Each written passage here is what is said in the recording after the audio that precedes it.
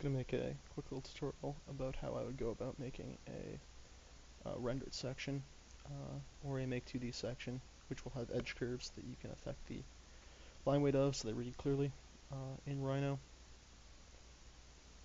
Yeah, so this is just some arbitrary building. Our first step, we're just going to throw a cut plane through it.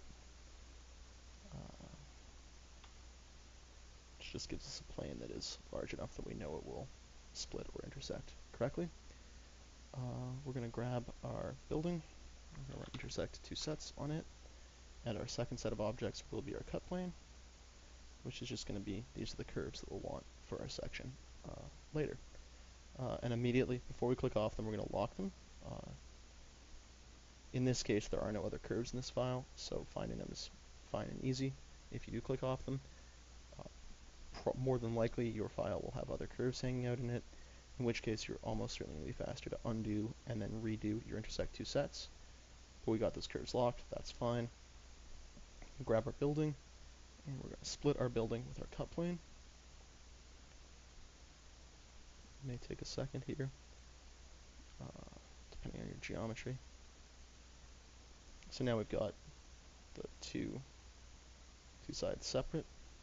Whatever side we want our section to occur from, we're just going to select with a right to left selection, hide these. I want to make sure you get all the pieces. It'll look sloppy and weird. And getting that selection box can be somewhat tough depending on your geometry, in which case the way you probably want to do it is to go into your selection palette and grab select by brushing, which gives you this kind of thing.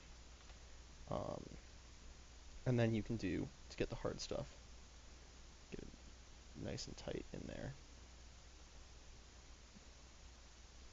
And that will get the stuff that's tough, and then select the rest the easy way. We're also going to hide our cut plane. We can probably delete it safely, but let's burn that bridge when we get to it, right? Having done this, we're now ready to go and shoot a quick render. Looks something like that. We'll just go ahead and save that to render section.png. You can throw out the old version. And then we're going to go ahead and we're going to hide everything else. And that leaves us just with these locked curves that we made earlier. We'll unlock those and export them as a .ai. Yes, I do want to replace it. We'll snapshot the current view.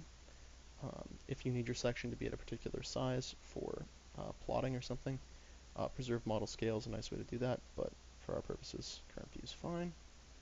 And then we will go ahead and open that up in Illustrator.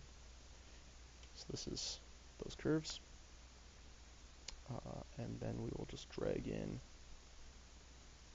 our render.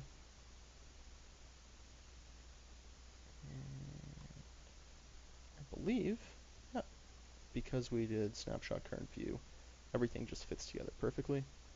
We can lock the image, grab our curves.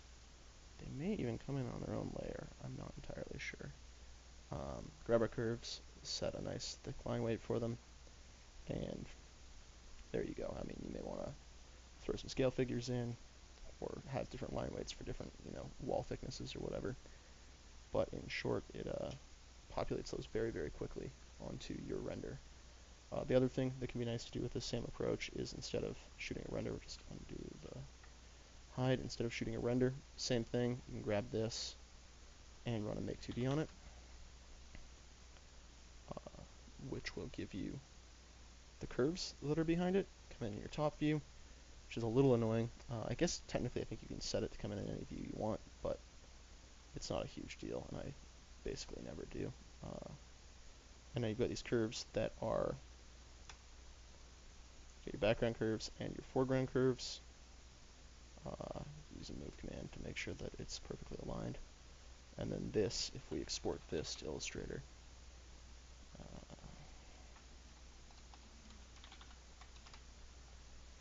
export that to Illustrator,